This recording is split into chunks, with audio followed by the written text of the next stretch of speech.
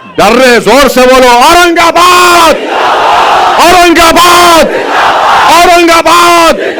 सलाम अलैकुम। बिस्मिल्लाहिर्रहमानिर्रहीम। अस्सलाम वालेकुम व रहमतुल्लाहि व बरकातहू। मोअज़्ज़िज़ हाज़रीन इकराम,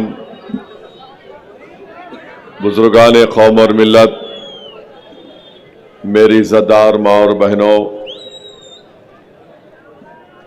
गयूर नौजवान साथियों, शहनशीन पर तशरीफ़ फरमा मजलिस इत्तेहादुल मुस्लिमीन महाराष्ट्र के सदर वो साबिक़ा रुकने पार्लिमान, वो उम्मीदवार औरंगाबाद ईस्ट मोहतरम जनाब इम्तियाज़ जलील साहब, जनाब नासिर सिद्दीकी साहब जो मजलिस इत्तेहादुल मुस्लिमीन औरंगाबाद सेंट्रल के उम्मीदवार है, गुजरात से तशरीफ़ लाए मजलिस इत्तेहादुल मुस्लिमीन के सदर जनाब साबिर काबुलीवाला साहब, जनरल सेक्रेटरी मेरे छोटे भाई जनाब शकील समा साहब,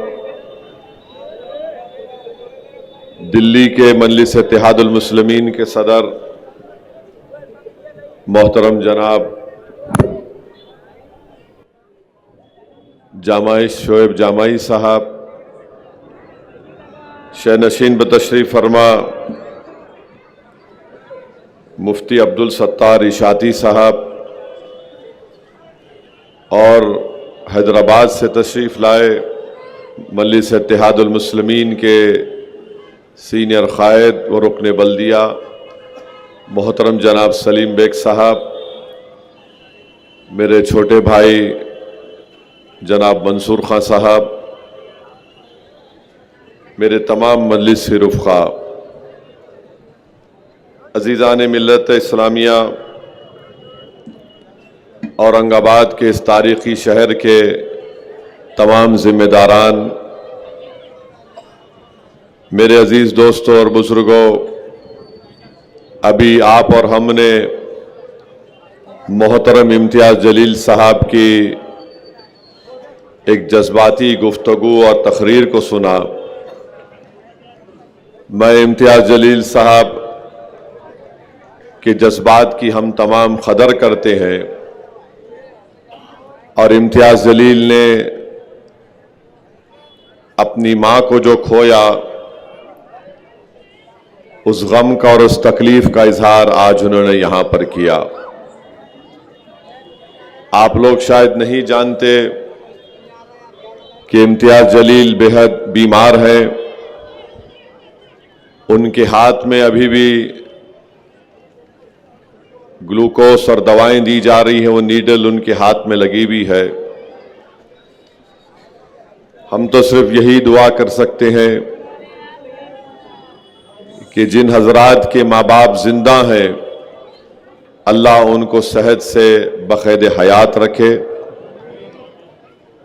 और जिनके माँ बाप इस दुनिया से चले गए, अल्लाह सुब्हाना व तआला उनकी मग़फ़रत करे, अल्लाह उनकी ख़बरों को कुशादा फरमा दे। और अज़ीज़ दोस्तों और बुज़ुर्गों, अल्लाह के रसूल सल्लल्लाहु अलैहि वसल्लम की हदीस शरीफ है कि एक इंसान के इस दुनिया से चले जाने के बाद उसको फ़ायदा पहुँचता है। साहबा इकराम ने पूछा कि दुनिया से चले जाने के बाद कैसे उस आदमी को फ़ायदा पहुँचता है जो इस दुनिया से चला गया। तो रसूलुल्लाह सल्लल्लाहु अलैहि वसल्लम ने फरमाया कि उसके नेक आमाल, ऐसे आमाल जिसके काम की शुरुआत करता है और उससे लोगों को, इंसानियत को फ़ायदा पहुँचता है। और दूसरा कहा कि नेक औलाद। और हमको हदीस शरीफ में ये भी तालीम दी गई कि कसरत से अपने मरहूम माँ बाप वालिदैन के लिए दुआ करते रहो, उनकी मग़फ़रत के लिए। मैं इम्तियाज़ जलील की वालदा को जानता था, बड़ी खुश मिजाज खातून थी, और बड़ा ही एक जज्बा रखती थी अपने ख़ानदान के गरीबों की मदद करने के लिए। अब जाहिर है हर एक को इस दुनिया से जाना है, कोई आप और हम यहाँ जिंदा रहने वाले नहीं हैं। नहीं मालूम अल्लाह की तरफ से कब बुलावा आ जाए। मगर मेरे अजीज दोस्तों और बुजुर्गों, मेरी इस बात से आप तमाम मुत्तफिक होंगे कि अगर आप एक 75 साल के ज़ईफ खातून से या एक मर्द से पूछेंगे, बताओ तुम्हारी उम्र अगर 75 साल है तो तुम्हारी जिंदगी का सबसे गमगीन दिन कौन सा था, तो कहेगा कि जिस दिन मेरा बाप चला गया इस दुनिया से या मेरी मां चली गई। तो ये गम ऐसा है कि हम आप और हम अपने खबर को लेकर जाते हैं।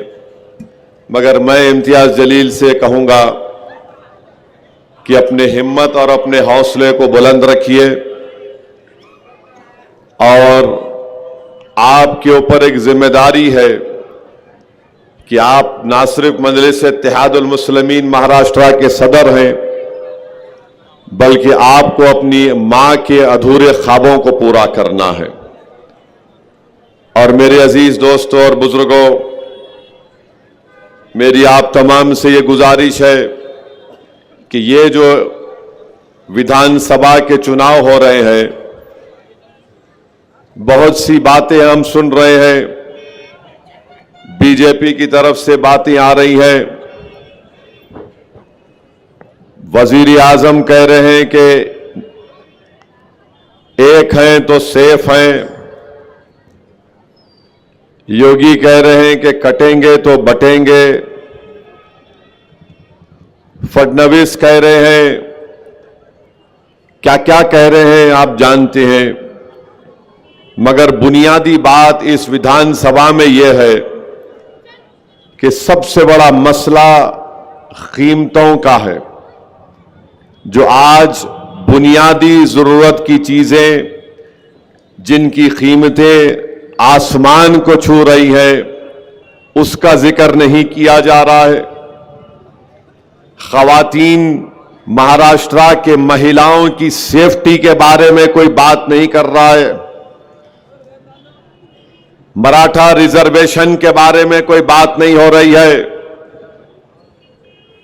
कोई ये जिक्र नहीं कर रहा है कि मुस्लिम अक़लियत पर कितने हमले हुए, जिसमें हालिया हमला वो था जो 70 साल के बूढ़े को ट्रेन के डब्बे में उसको मारा और पीटा गया। मेरे अजीज दोस्तों और बुजुर्गों, हम वजीर आजम को, फडणवीस को और शिंदे को बताना चाह रहे हैं कि ये जो ऐलान कर रहे हैं कि हम लाडली बहना में 1550 रुपये दे रहे हैं, मैं औरंगाबाद मार्केट का रेट नरेंद्र मोदी को, शिंदे को और फडणवीस को और अमित शाह को बता रहा हूं। अब रेट बोलेंगे तो वो समझेंगे कि हम वहां से पार्टी से मेले को रेट दे के ला लिए। रेट ये है वजीर आजम, क्योंकि आप तो चाय बेचकर वजीर आजम बन गए।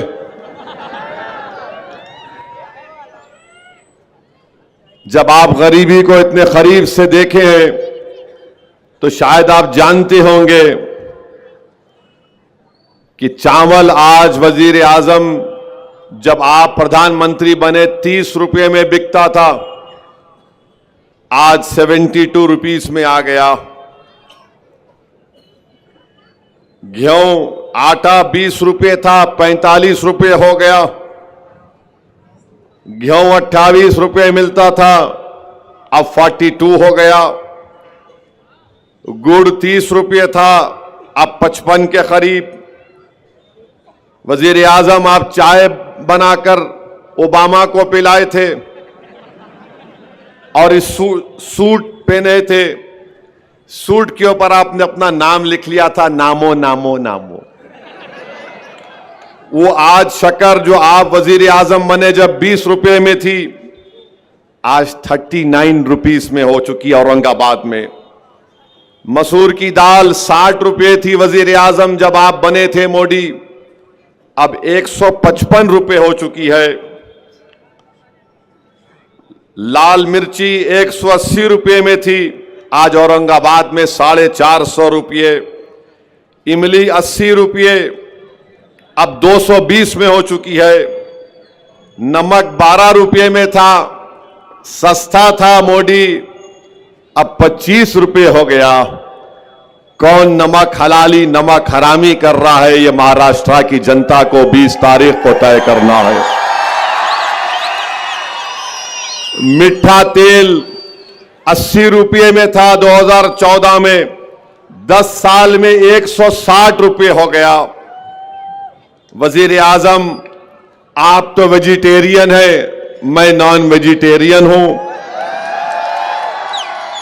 भिंडी 20 रुपये में थी, अब 50 रुपये में हो गई। बैगन 15 रुपये में था, अब 40 रुपये में हो गया। तो हम लोग दक्षिणी जबान में क्या बोलते हैं, 20 तारीख को ये जितने हमारे खिलाफ खड़े बैगन को बोलो। हरी मिर्ची 40 रुपये में थी, मोदी के 10 साल में 100 रुपये हो गई। प्याज 15 रुपये 40 रुपये हो गई। आलू 12 रुपये था, 30 रुपये हो गया। टमाटे 15 रुपये थे, 50 रुपये में हो गया। एलपीजी गैस का सिलेंडर 450 में मिलता था 2014 में, अब 900 और 1000 के दरमियान में। पेट्रोल 55 रुपये 65 पैसे में औरंगाबाद में मिलता था 2014 में, अब कभी 105 तो कभी 110 रुपये में। डीजल 45 रुपये 50 पैसे में था 10 साल पहले, अब 90 और 100 रुपये के दरमियान में आ गया। अगर आप इसमें से 6-7 चीजों को निकाल लेंगे, पेट्रोल डीजल को छोड़ के, और सिलेंडर को मिला लेंगे, तो करीब एक गरीब के घर में खाली इन चीजों को खरीदने के लिए 1900 से 2000 रुपये निकल जा रहे। और शिंदे, मोदी, अमित शाह, फडणवीस पुकार कर महाराष्ट्र के गरीबों का मजाक उड़ा रहे। हम 1500 रुपये दे दिए, 1500 रुपये दे दिए। हम पूछना चाह रहे शिंदे से, फडणवीस से, मोदी से, अमित शाह से, चलो मैं भी देता हूं तुमको 1500 रुपये, तुम खाते का महीने में देखेंगे। चलो, गरीब की गुर्बत का मजाक उड़ा रही है बीजेपी। लाडली बहना एक 1500 रुपये डाल रहे, 1900 रुपये छीन ले रहे। इसको बोलते गुजरात स्कीम। इस पर कोई बात नहीं कर रहे। ये सावे भी नहीं बात कर रहे। तुम्हारे खिलाफ कौन है नासिर? ना जायसवाल बात कर रहे। हिंदू मुस्लिम, हिंदू मुस्लिम। वो बच्चों को सुलाते थे ना, बच्चों ने जुज्जू झक्का मामू झक्का, सो जा प्यारे, जुज्जू झक्का मामू झक्का, सो जा प्यारे। हिंदू मुस्लिम बस उतना ही। ज्यादा बोले कि वो 1500 सदी में वो बादशाह था, उसके बारे में बोलो। अब मैं उसका जानशीन हूं। नहीं, वो ऐसा हुआ था। अरे 2024 की बात करो। 2014 से 24 में तुमने चावल, गेहूं, जवारी, गुड़, शक्कर, मसूर की दाल, इमली, नमक, मीठा तेल, लाल मिर्ची का पाउडर, भिंडी, बैगन, ये सब आसमान को छू रहे। मगर इन्होंने क्या करे औरंगाबाद में आके, हम नाम बदल दिए। अबे नाम बदल दिए तो सस्ता कहीं को नहीं हो रहा। फिर ये बोल, कुछ भी नहीं हो रहा। माने ये कर दिए, वो अरे क्या करे तुम। और 1500 रुपये दिए। शिंदे साहब, आपके घर से नहीं दे रहे, ये महाराष्ट्र की जनता का पैसा है, किसी के बाप का खानदान का पैसा नहीं है। और आज मैं यहां से महाराष्ट्र के गरीबों को पैगाम दे रहा हूं, 1500 रुपये अगर मिले, 3000 भी मिले, लो इस्तेमाल करो, मगर जब 20 तारीख को गए जाएंगे तो पतंग के निशान पर बटन दबा दो आप इंशाअल्लाह ताला। औरंगाबाद में 6 दिन में एक मर्तबा पानी, 8 दिन में एक मर्तबा पानी, पानी को तरसा दिए। रोड नहीं है, मोरी नहीं है, काम नहीं होता। यहां पर औरंगाबाद के लिए टेक्सटाइल पार्क मंजूर हुआ, 2023 में अमरावती को लेकर चले गए। इस डिवीजन में 2026 के 6 महीने में 250 किसान खुदकशी कर लिए, मगर मोदी की जबान पे कुछ नहीं आता। और फिर बोलते मोदी है तो मुमकिन है। मैं गरीब परिवार से आया, मैं चाय बेचकर आया। अरे तुम क्या क्या बोलते, ये तो बताओ फिर ये महंगाई के लिए क्या कर रहे हो? तो बोले हमारे को जिता दो, हम 1500 की जगह 2000 कर देते। अरे तमाशा है, हारून का खजाना निकला क्या महाराष्ट्र में बांटते जाएंगे सो? मेरे भाई इस पर कोई बात नहीं करते। अब आपको बता रहा हूं, महाराष्ट्र में पूरा लिख के लाया आज।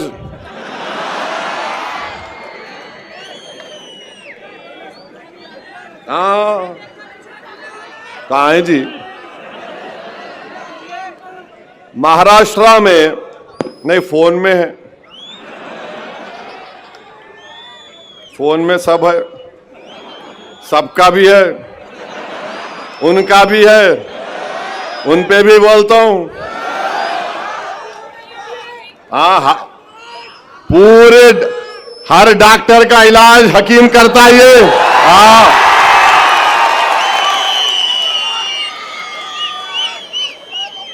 अब आप सुनो, महाराष्ट्र में 2022 में 2904 महिलाओं का रेप हुआ।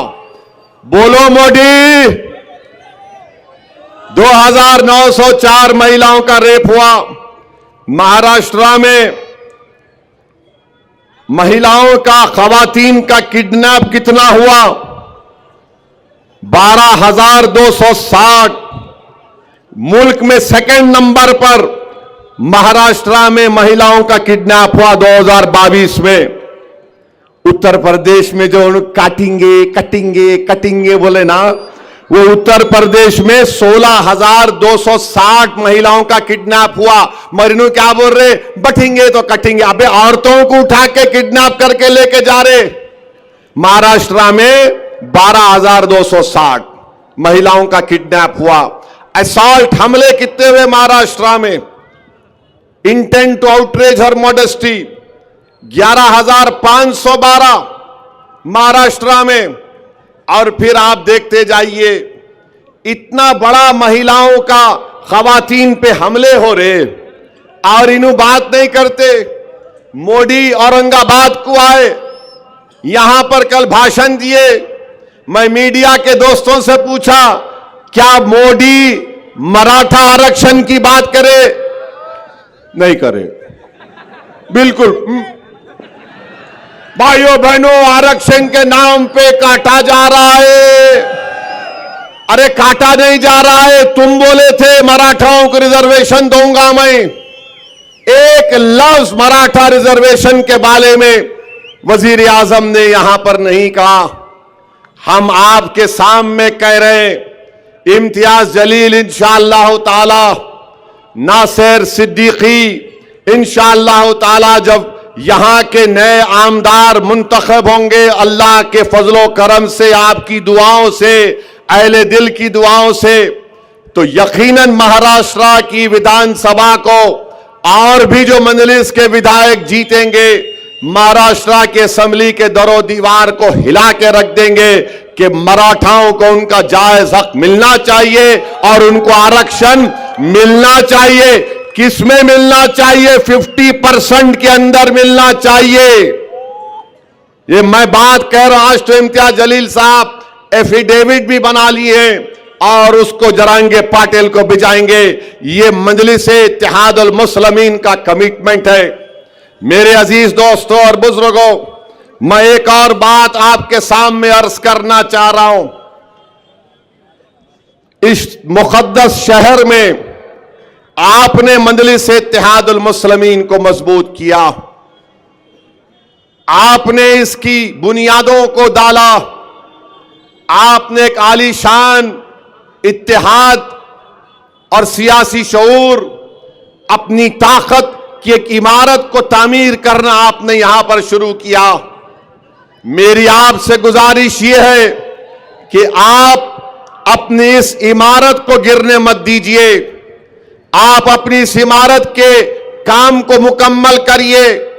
जो ताकतें आज हमारे दरमियान में आकर जो जिस इमारत के लिए आपने अपने आंसुओं को, अपने खून को इस्तेमाल किया, ये हम अपने आने वाली नस्लों के ख्वाबों को पूरा करने के लिए एक तामीर खड़ा कर, एक इमारत खड़ा कर रहे।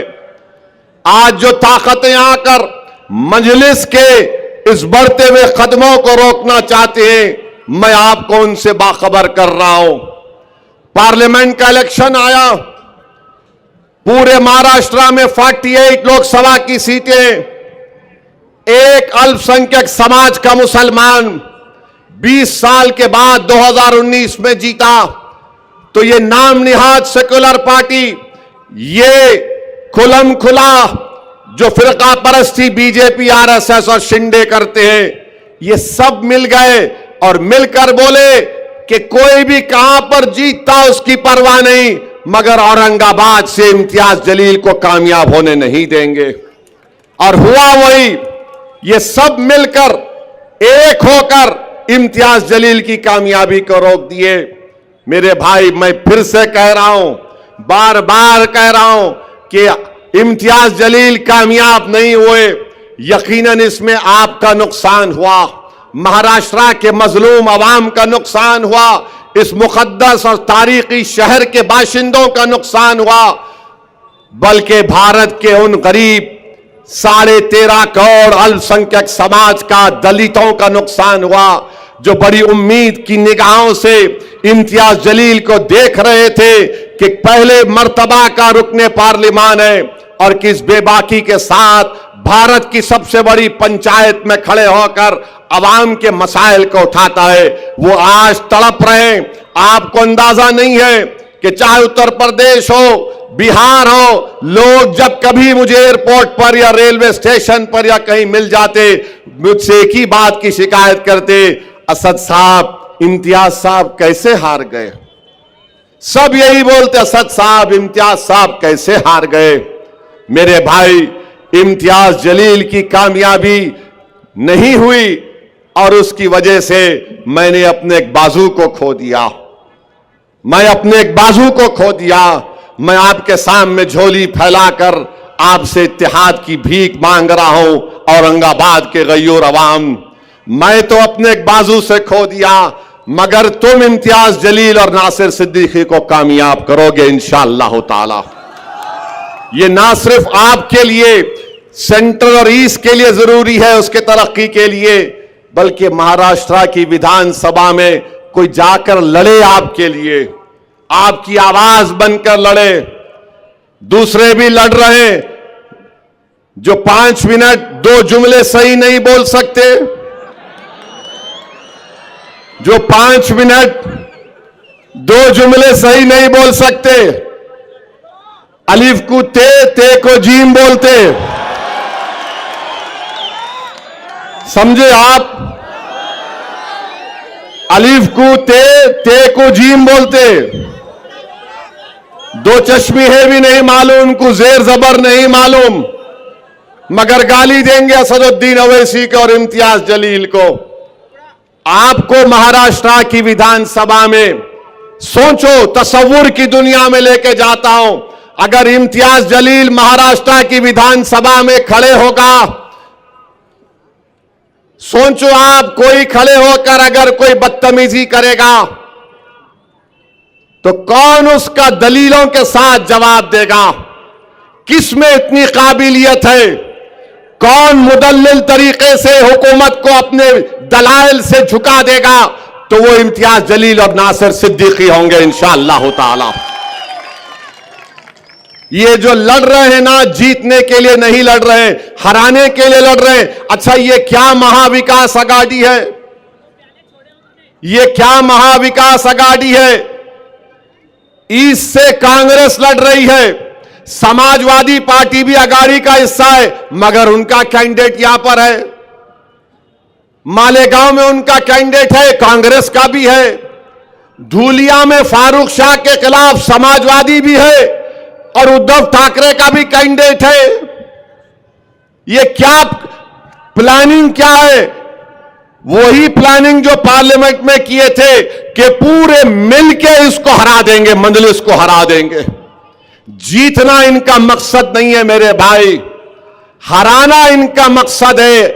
अगर आप मजलिस के हक में वोट देंगे तो आप अपनी क़यादत को मजबूत करेंगे, आपको अपनी सियासी क़यादत को मजबूत करना है।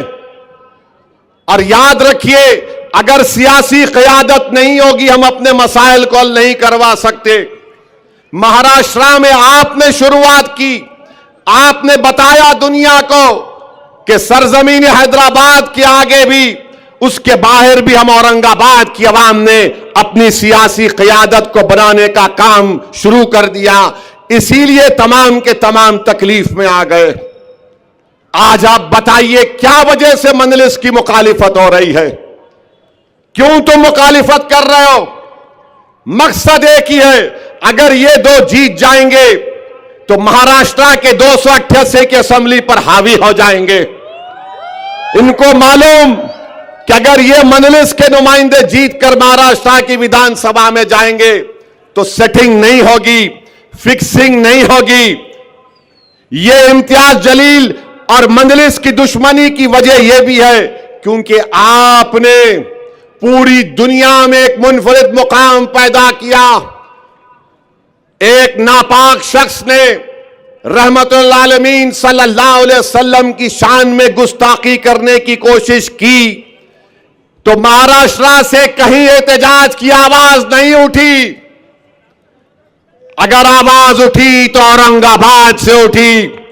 औरंगाबाद के एक एक फर्द को सलाम, औरंगाबाद के गयूर उलमाओं को सलाम, औरंगाबाद के उन माओं को सलाम जिन्होंने ऐसे जियालों को पैदा किया, जिसने भारत को बता दिया कि अगर कोई कमली वाले पर बकवास बकेगा तो हम अपनी गुलामी का सबूत देंगे। और आपने एहतजाज का परचम बुलंद किया। दुनिया हैरान थी, बीजेपी परेशान थी, आरएसएस डर गई। ये आखिर क्या हो गया औरंगाबाद की आवाम को कि हजारों की तादाद में गाड़ियों में निकलते हैं और कहते हैं लब्बैक या रसूल अल्लाह, लब्बैक या रसूल अल्लाह। यही वजह है कि आज मजलिस के खिलाफ एक मंसूबा बनाया गया आपके इत्तेहाद के किले को कमजोर करने के लिए। आपके इश्क नबवी को देखकर, आपके गुलामी नबवी को देखकर ये तमाम बातिल ताकतें कोशिश कर रही है कि आपको रोका जाए। और कैसे रोका जाए? फर्द को रोक सकते, मगर जमात को रोकने का तरीका ये इनके पास है कि इनके उम्मीदवारों को कामयाबी से रोक दिया जाए। ये अब आपको फैसला करना है। आप तमाम को एक होकर 20 तारीख के दिन आपको अपने वोट का इस्तेमाल करना है। पतंग के निशान पर बटन दबाकर आप पैगाम दीजिए उन लोगों को जो हमारे इत्तेहाद को कमजोर करना चाहते हैं। मैं आपसे वादा कर रहा हूं और मैं आपसे अपना गिरेबान फैलाकर आपसे भीख मांग रहा हूं। औरंगाबाद की आवाम, आपने मुझे बहुत मोहब्बतों से नवाजा। मैं आपका मखरूज हूं और जिंदगी भर मखरूज रहूंगा। 20 तारीख के दिन तुम मेरे इस पैगाम को लेकर जाओ कि उम्मीदवार इम्तियाज या नासिर नहीं, उम्मीदवार असदुद्दीन ओवैसी है तुम्हारे सामने, याद रखो। मैं तुम्हारे सामने खड़ा हुआ हूं, मैं तुम्हारे लिए आवाज उठाते रहूंगा। मैं तुम्हारी आवाज था, हूं और रहूंगा।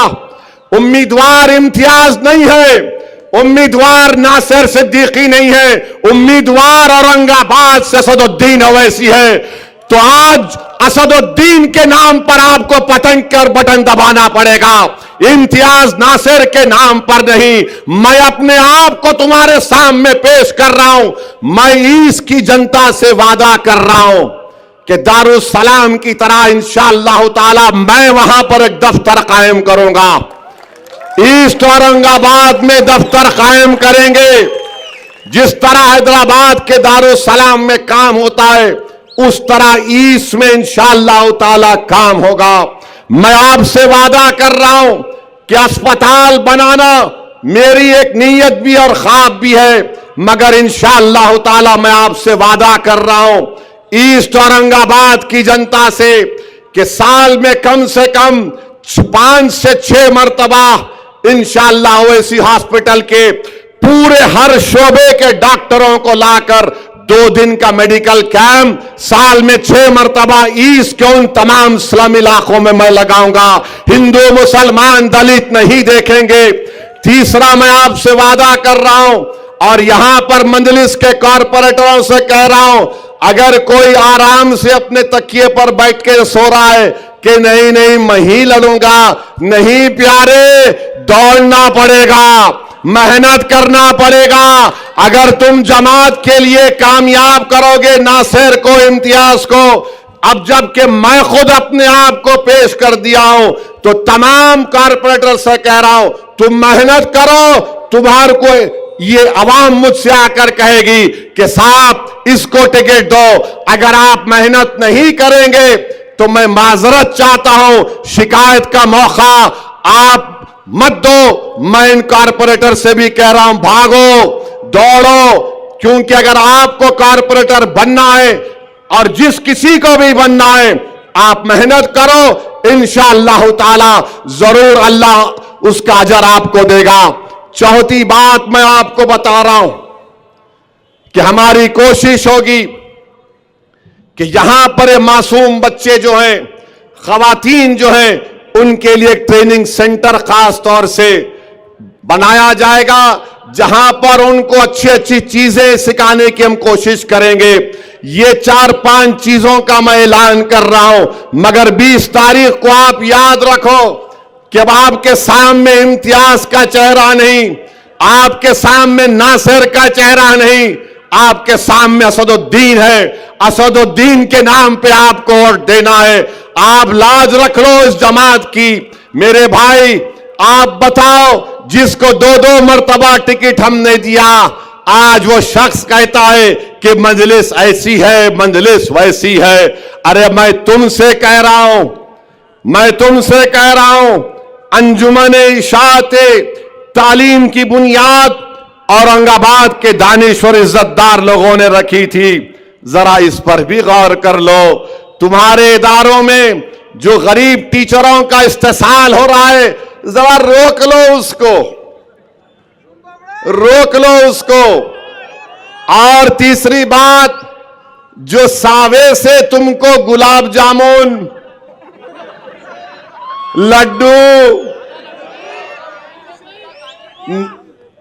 नान खलिया वेजिटेरियन भी आ रहा, तो बाज हमारे नौजवान गपागप ले रहे हैं, लो, मगर 20 तारीख को आसमानों पर पतंगी पिलाना मेरे भाई, पतंगी पिलाना।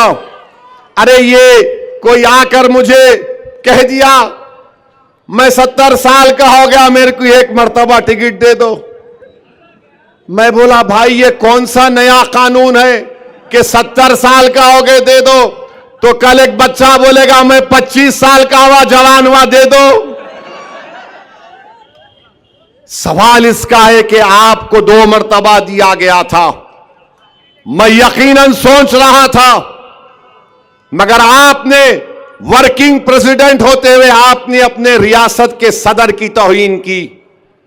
आपने क्या क्या बक दिया, अनाब शनाब आपने बक दिया। मैं तहकीक किया पार्लियामेंट के इलेक्शन में किस इदारे के टीचरों को कहा गया था कि इम्तियाज को वोट मत दो। मेरे भाई, अब आप बताइए, कोई भी जमात ऑर्गेनाइजेशन में को ऐसा काम हो सकता है क्या? किसी शायर ने अच्छा कहा था, हमको उनसे थी कब उम्मीद वफा, जो नहीं जानते वफा क्या है।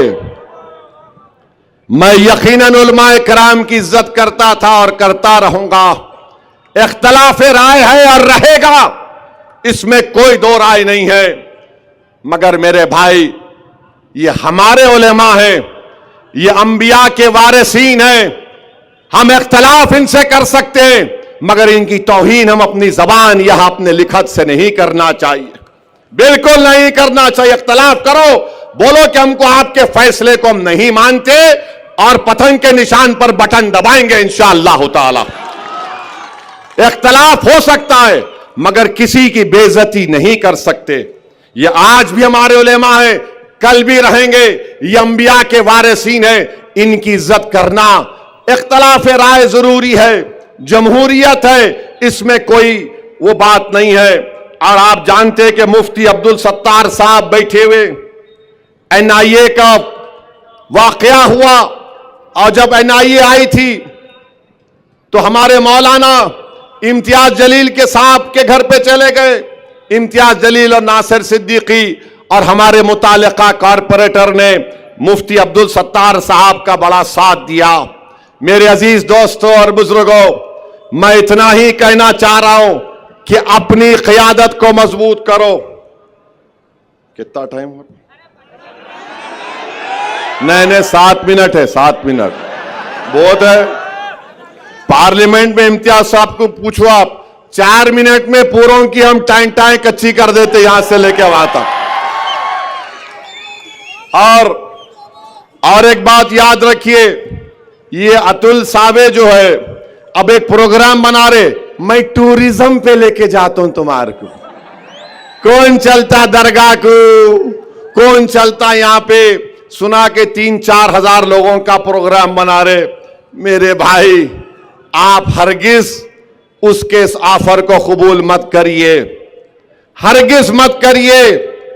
अगर आप जाएंगे, उसका मकसद एक ही है कि 20 तारीख को आप अपना वोट ना डालें, तो आप एहतियात करिए। टूरिज्म का बहुत वक्त है। इंशाअल्लाह ताला मैं औरंगाबाद आऊंगा, आप और हम मिलकर खुलदाबाद जाएंगे, दौलताबाद जाएंगे, और वो मकबरे को भी देखना है मेरे को। अब नहीं मालूम, वहां गया तो फिर मीडिया बोलेंगी कहां गए, कहां गए, कहां गए, किधर गए, किसके पास गए। मगर ये इनकी साजिश है। तो आपसे गुजारिश है कि डरने और घबराने की जरूरत नहीं है। मेरी आपसे यही फिर से इल्तिजा कर रहा हूं, अपने वोटों का सही इस्तेमाल करिए। ये जो नादान लोग हैं, अरे ये समाजवादी का उनका अध्यक्ष है, वो बोल रहा कि मुस्लिम अक़लियत को नेता की जरूरत नहीं है। जो मुस्लिम अक़लियत अपने नेता की बात करेगा, उसको पाकिस्तान जाना है। अबे तू जा पाकिस्तान को, जाके मिल उससे। हमको बोल रहा पाकिस्तान चले जाओ। अरे समाजवादी वाले बोलते तू पाकिस्तान चले जा, ये बीजेपी वाले बोलते तू वहां चले जा। अरे बाबा, तुमला क्या बांट लिए? तू पाकिस्तान चले जा। नहीं जाते, क्या करता तू बोल? नहीं जाते, क्या उखाड़ता बोल? अब यहां सरजमीन में पैदा हुए, तुम्हारे आंखों में आंखें डालकर मोदी से मुकाबला कर रहे हैं जमहूरी तरीके से। तुम क्या कर सकते? गोली चला सकते, ना चलाओ गोली। मैं मरने तैयार हूं, मुझ पर कई हमले हो चुके हैं, मगर याद रखो औरंगाबाद की आवाम, मैं तुमको जज्बात में लाने के लिए नहीं कह रहा हूं। मेरी नीयत यही है कि जब मैं इस दुनिया से चले जाऊं, मेरा जिस्म तुम्हारी सरजमीन में अंदर चला जाए। बस मेरी एक ही ख्वाहिश है। मुझे औरंगाबाद से इतनी मोहब्बत है। अल्लाह जानता है मुझे औरंगाबाद से कितनी मोहब्बत है। अल्लाह ही जानता है कि मैं जो कुछ अल्फाज बोल रहा हूं वो पूरी जिम्मेदारी के साथ बोल रहा हूं। बल्कि मैंने अपने अफराद खानदान के सामने भी यह बात रखा तो मेरे अफराद खानदान के लोग बहुत नाराज हुए। क्या बक रहे हो, दीवानी बात मत करो। मेरे घर वालों तक बोल दिया मैं कि मेरी नीयत यह है कि मैं अगर वतन अजीज में अल्लाह मुझे अपने पास बुला लेता है तो मुझे औरंगाबाद की एक छोटी सी जमीन में किसी पर जगह में दफना दो। बस मेरी नीयत यही है। मैं आपसे इतना मोहब्बत करता हूं। 20 तारीख को ये दोनों उम्मीदवार नहीं है, ये आपका भाई उम्मीदवार है, ये आपका बेटा उम्मीदवार है। आप मेरी लाज रख लो, और मेरी लाज इसलिए रख लो, मेरी नफ्स के लिए नहीं, अपने इत्तेहाद के लिए, अपनी शनाख्त के लिए, अपने मासूम बच्चों के मुस्तकबिल के लिए। याद रखो, याद रखो, मैं जिंदा रहूं या ना रहूं, मगर मेरे अल्फाज को नोट करके रख लो। भारत में मुस्लिम अक़लियत की जब तक सियासी लीडरशिप नहीं होगी, हम अपने मसाइल को हल नहीं कर सकते। अरे मौलाना अबुल कलाम आजाद की शेरवानी फाड़ दी गई थी कोलकाता में, मौलाना हिफ्जुर रहमान पर हमला किया गया था। असदुद्दीन ओवैसी क्या चीज है। मेरे अजीज दोस्तों और बुजुर्गों, आने वाले 40 साल को नजर रखो। मेरी कोशिश यही है कि मैं, इम्तियाज, नासिर, हमारे तमाम मजलिस के अरकान जब इस दुनिया से चले जाएंगे, हम यही चाहते हैं कि इस सरजमीन में 40 साल तक, 50 साल तक ऐसे लोग तैयार हो जाएं जो आपकी खिदमत कर सकें, जो असदुद्दीन इम्तियाज जलील से ज्यादा काबिल हो, जो नासिर सिद्दीकी से ज्यादा आवाम में जज्बा रखें खिदमत का। यह काम हमको करना है। 20 तारीख के दिन तुम सिर्फ वोट डालने नहीं जा रहे हो, तुम 20 तारीख को वोट पतंग के लिए इसलिए डाल रहे हो क्योंकि तुमको 40 साल तक तुम्हारी आवाज रहना औरंगाबाद में। और अगर अल्लाह से मेरी यही दुआ आती है कि अल्लाह सुबह क़यामत तक मजलिस इत्तेहादुल मुस्लिमीन को ताकत दे, मजलिस इत्तेहादुल मुस्लिमीन, और हमारे जो ख्वाबें हैं अल्लाह उन ख्वाबों को पूरा कर दे। मेरे भाई, अल्लाह ने मुझे बहुत कुछ दिया, मगर मैं दौड़ा दौड़ा फिरता हूं। वक्फ का बिल हमारे सामने है। ये वक्फ का बिल अगर कानून बनेगा, मस्जिदें, दरगाहें, खानकाहें, कब्रस्तान गैर महफूज हो जाएंगी। तो वक्फ को बचाने के लिए 20 तारीख के दिन आपको पतंग के निशान पर बटन दबाना है। मेरा हाथ उठाकर जवाब दीजिए, क्या आप हिम्मत के मुजाहरे करेंगे? क्या आप उम्मीद के मुजाहरे करेंगे? क्या आप डरेंगे? क्या आप अपने हिम्मत और हौसले को बुलंद रखेंगे? क्या आप औरंगाबाद में असदुद्दीन ओवैसी को वोट देंगे? क्या आप असदुद्दीन ओवैसी को वोट देंगे? क्या आप अपनी जमात की क़यादत को मजबूत करेंगे? क्या आप उलमाओं की इज्जत करेंगे? याद रखो नौजवानों, बुजुर्गों, मेरी इज्जतदार मां और बहनों, ये लड़ाई 50 साल के लिए है, ये सिर्फ एक चुनाव की नहीं है। तो 20 तारीख के दिन आसमानों में क्या नजर आएगा? गलियों से क्या आवाज आएगी? घर से क्या आवाज आएगी? दिल क्या पुकारेगा? दिमाग और जिस्म क्या कहेगा? और हम क्या करेंगे? पतंग पतंग पतंग पतंग। आप तमाम से ही गुजारिश है, एक एक वोट को इस्तेमाल करिए, बीजेपी को जवाब दीजिए। ये लोग इस मुल्क और देश को बर्बाद करना चाहते हैं। इत्तेहाद से अपने शहर को बचाइए, हिंदू मुस्लिम इत्तेहाद को मजबूत करिए, दलितों के इंसाफ के लिए लड़ना है। शुक्रिया, खुदा हाफिज, सलाम अलैकुम। मजलिस इत्तेहादुल मुस्लिमीन, पतंग को औरंगाबाद जिंदाबाद। डर रहे, जोर से बोलो, औरंगाबाद औरंगाबाद औरंगाबाद। सलाम अलैकुम।